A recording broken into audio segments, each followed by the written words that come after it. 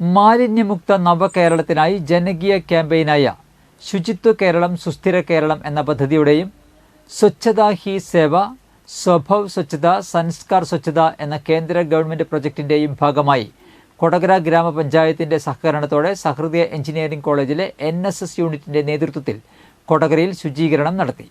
കൊടകര മേൽപ്പാലത്തിനു സമീപം നടത്തിയ ശുചീകരണ പ്രവർത്തനങ്ങളുടെ ഉദ്ഘാടനം കൊടകര ഗ്രാമപഞ്ചായത്ത് പ്രസിഡന്റ് അമ്പിളി സോമൻ നിർവഹിച്ചു. ഹെൽത്ത് ഇൻസ്പെക്ടർ ലിഥിൻ ദേവസി മാർഗനിർദ്ദേശങ്ങൾ നൽകി. Panchayat assistant secretary Sunilkumar MA, Harithakarmasena president Sharika, NSS program officer Vijay CU, NSS volunteer secretary Parthiv എന്നിവർ സംസാരിച്ചു. ഹൃദയ കോളേജ് ഓഫ് എഞ്ചിനീയറിംഗിൻ്റെ NSS യൂണിറ്റ് ക്ലീനാക്കാനായിട്ട് ഇവിടെ സന്നദ്ധത പ്രകടിപ്പിച്ച് ഞങ്ങളോടൊപ്പം എത്തിയിട്ടുള്ളത്. സ്വച്ഛതാ ഹി സേവയുടെ ഭാഗമായി ഈ പ്രവർത്തനം രാജ്യത്തുടനീളം നടക്കുകയാണ്.